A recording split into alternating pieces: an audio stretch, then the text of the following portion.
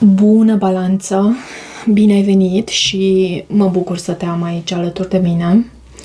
Hai să vedem acum pentru persoana care vine înspre tine în următoarea perioadă ce energie aduce cu sine această persoană. Și voi extrage mai întâi un card de oracol de aici, din oracolul energiilor, să vedem ce fel de energie aduce cu sine. Ce simte cu adevărat? Ce fel de energie aduce cu sine această persoană în ceea ce te privește pe tine, bineînțeles.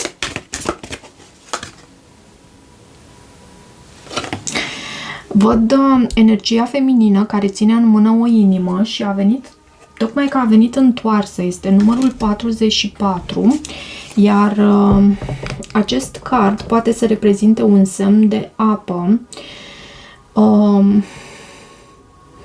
un semn de apă sau cu marcaje. Persoana ta poate să aibă marcaje foarte puternice pe semnele de apă, rac, scorpion, pești. De asemenea, cu acest card venind aici întors, poate să vorbească despre ceva cu blocaj în centrul energetic al inimii. La baza pachetului, da, blocaj. La baza pachetului avem indecizie, cifra 8 din acest oracol. Această persoană este indecisă, se află la o răscruce de drumuri, trebuie să facă o anumită alegere și nu știe cum să procedeze. De aceea este în energia sa feminină întoarsă, da, cu sentimente, dar și confuzie din partea acestei persoane simt cu acest card aici. Hai să vedem tarotul ce are să transmită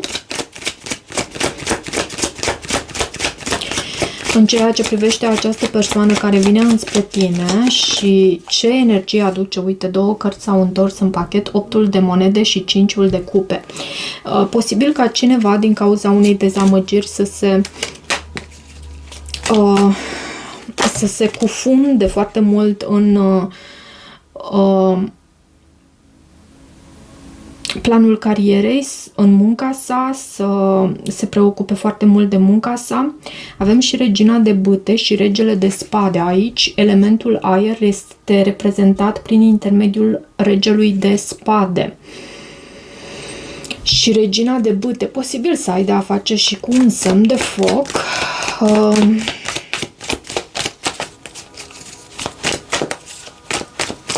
Hai să vedem ce mesaje primim din partea acestei persoane în această următoare perioadă. Cavalerul de monede anunță faptul că lucrurile se petrec încet, încetinel, foarte lent. Totuși, avem și turnul și asul de cupe și doiul de cupe. Poate că a existat un fel de cutremur, ca un fel de cutremur între tine și această persoană. Însă văd un nou început cu iubire în această legătură frumoasă. Uită-te și tu cu acest doi de cupe, ce legătură frumoasă aveți voi doi împreună, cum vă priviți în ochi și vă dați seama că e tot ce aveți nevoie. Ce simte această persoană? 10 de monede. Ce gândește? 7 de cupe. Ce intenții are? 9 de monede. Cum se arată această persoană? 8 de cupe. Ce simți tu pentru această persoană? 3 de monede. Cavalerul de spade este în provocare. Poate comunicarea reprezintă provocarea tocmai aici. Asul de bâte este în viitorul apropiat între tine și această persoană. Justiția este în sfatul pentru tine din partea sinelui tău înalt și doiul de spade în planul financiar. Da, având cele două cărți, pentru că acest doi de spade nu este tocmai cardul care să vorbească despre ceva lin în planul tău financiar sau carieră. Dar împreună, pentru că acest card este la baza pachetului și este în energia generală a întregii citiri, împreună îmi dau sentimentul că lucrurile se petrec încet pentru tine. Asta nu înseamnă că tu nu construiești ceva solid pe planul acesta financiar sau carieră, la jobul tău. Poate ai de luat o anumită decizie foarte importantă pentru tine în planul carierei. Hai să ne întoarcem totuși la energia acestei persoane care în sentimentele sale are 10 de monede în ceea ce te privește pe tine. 10 de monede este o carte a stabilității, a angajamentului serios. Este o carte în care, sau cu ajutorul căreia, cu ajutorul acestei energii, tu poți construi și știi că poți să ajungi la cel mai înalt nivel de abundență. E posibil. 10 de monede, abundență și stabilitate, bineînțeles. 10 de monede, această persoană se simte în siguranță alături de tine. De ce 10 de monede? Poate voi deja aveți ceva construit aici împreună, poate ai de a face cu un semn de pământ. Văd pajul de spade. Pajul de spade este un personaj foarte curios, tânăr, inocent și foarte curios și în același timp doritor să învețe. Pajul de spade mai anunță și faptul că poate această persoană te urmărește. Poți să ai de a face și cu energia unui săgetător. Văd temperanța aici. Dar acest card, temperanța, mai poate să vorbească și despre faptul că este foarte important să așteptați timpul potrivit pentru a interacționa în această conexiune, și iarăși nevoie de răbdare. Temperanța aici este și o carte a vindecării. Poate că tu și această persoană încercați să vindecați, să colaborați, să vindecați ceva aici, însă felul în care comunicați, eu cred că este unul care aduce provocări, pentru că avem și acest paj de spade și cavalerul de spade, tocmai în provocare. Uite cum a venit această carte. Soarele a venit în provocare și îmi transmite mie faptul că, da, comunicarea poate că este tocmai o provocare aici. Poate cineva acționează într-un mod impulsiv, poate cineva s-a detașat din punct de vedere emoțional, nu există atât de multă emoționalitate în această perioadă între tine și această persoană. De ce 8 de cupe? De ce acest 8 de cupe în felul în care se arată această persoană? Detașată din punct de vedere emoțional sau ceva din trecut a dezamăgit-o. Este și o carte a călătoriilor, a plecării dintr-un anume loc. Spre ce anume se îndreaptă această persoană? Se îndreaptă spre tine, să știi. Avem Împărăteasa, este cartea ta. Avem atât Justiția cât și Împărăteasa, ambele cărți ce te reprezintă. Reprezintă cărți guvernate de Venus și Asul de cupe. Se îndreaptă înspre un nou început cu iubire, înspre tine. Da, se simte această ruminare din partea acestei persoane cu 8-ul de spade și faptul că lucrurile merg înfrânat. Am văzut asta și cu acest cavaler de monede, dar se îndreaptă înspre un nou început cu iubire alături de tine. 7 de cupe este în gândurile acestei persoane. Fie te urmărește și avem această idee subliniată și aici în sentimentele sale, fie 7 de cupe și regina de cupe în gândurile sale și asul de spade la baza pachetului. Fie e o persoană cu opțiuni, iarăși acest lucru este prezent aici.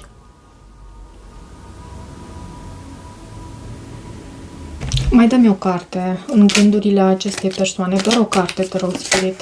În gândurile sale, în ceea ce te privește pe tine. 9 de monede, îl avem și în gândurile sale și în intenții. Și asul de spade. E o persoană îndrăgostită, e o persoană care iubește cu această regină de cupe. E o persoană obișnuită cu traiul acesta în lux în același timp. E o persoană muncitoare. Însă acest 9 de monede, bineînțeles, este și cartea, și vom vedea și atunci când ajungem aici în intențiile sale, este și cartea independenței. Își dorește independența. Și independența în relații este un lucru bun. Acum nu știu dacă este vorba independență, își dorește să plece, pentru că avem și acest 8 de cupe, din această relație și să își aleagă independența, la asta se gândește. Sau e ceva la care această persoană lucrează.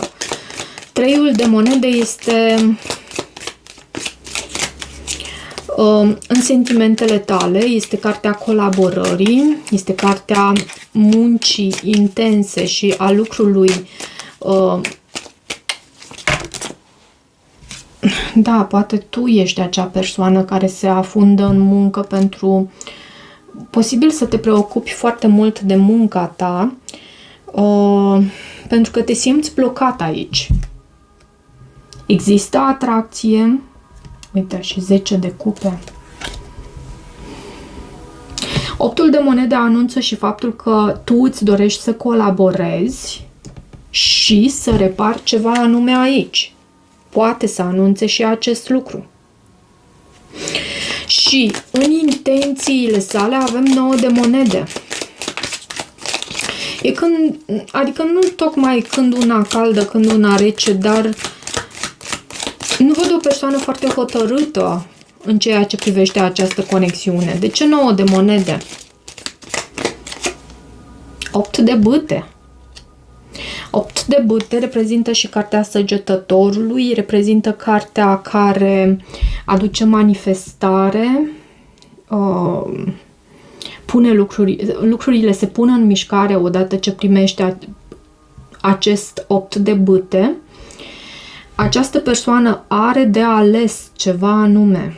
Să își aleagă independența, să își aleagă să comunice în continuare cu tine, să își aleagă să călătorească, poate, în direcția ta cu acest 8 de bâte. Este și o carte care poate să vorbească și despre așa ceva.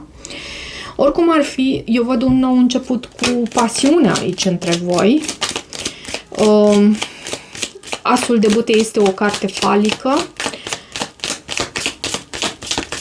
De ce asul de bâte între tine și această persoană în viitor? 6 de spade, e o carte a progresului, cumva lăsați în urma acele ape tulburi. Da, văd un oarecare tumult între tine și această persoană în următoarea perioadă, dar lucrurile se vor soluționa și posibil chiar să îți împlinești o anumită dorință în viitorul apropiat. Cineva poate să aibă o anumită reușită, să aibă parte de o anumită reușită, de succes, poate chiar în această situație sau în planul profesional, pentru că am văzut destul de multe și cărți de monede.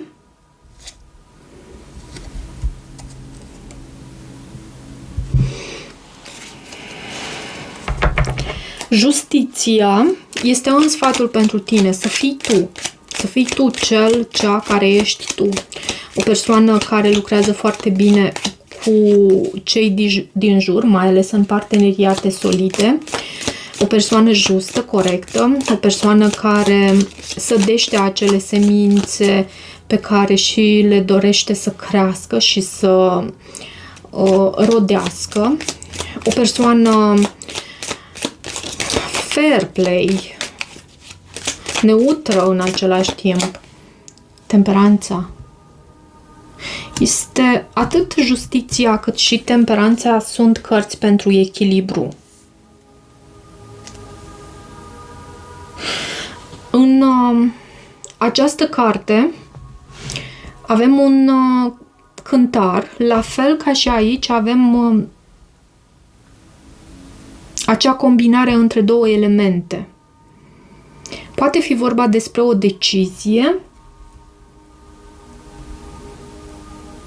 poate fi vorba și despre o așteptare pentru a avea loc vindecarea aici. Văd acest curcubeu care anunță un final cu optimism, un final fericit aici. Și văd și asul de bâte în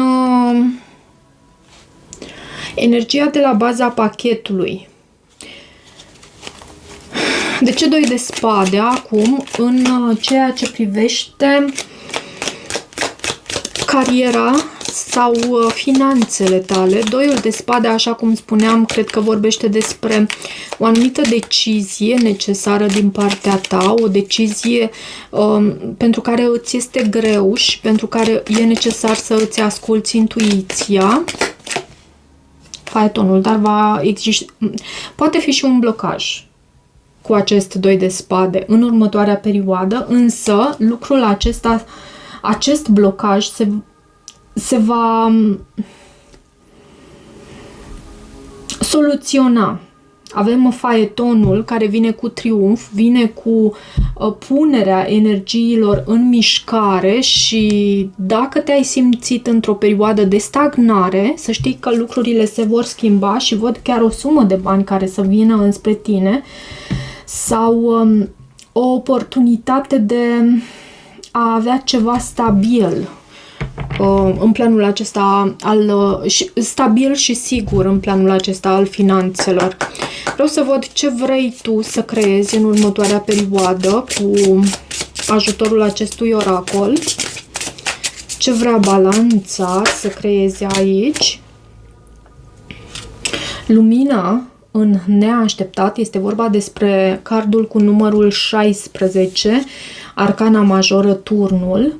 Și da, tu fie e o stagnare, fie un blocaj aici la tine în planul finanțelor, care în următoarele 7-8 zile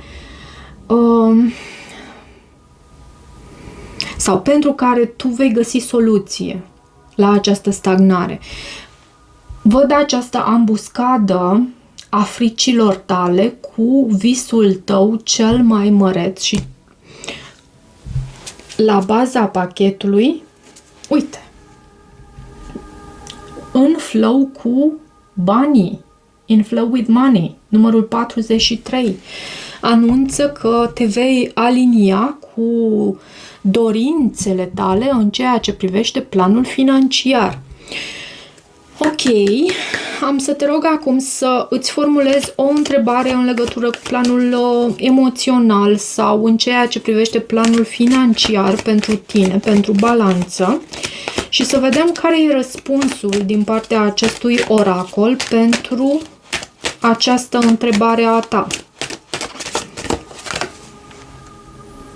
În următoarele câteva luni. Poate ai întrebat ceva în legătură cu timpul în care vei manifesta sau în care va trebui să acționezi, văd aici. De ce această carte, de fapt, în următoarele câteva luni? Care e răspunsul la întrebarea ta? Avem și romantism. Acționează în direcția romantismului. Poate îți dorești o anumită persoană aici, dar în următoarele câteva luni avem romantism și acțiune, abundență de asemenea.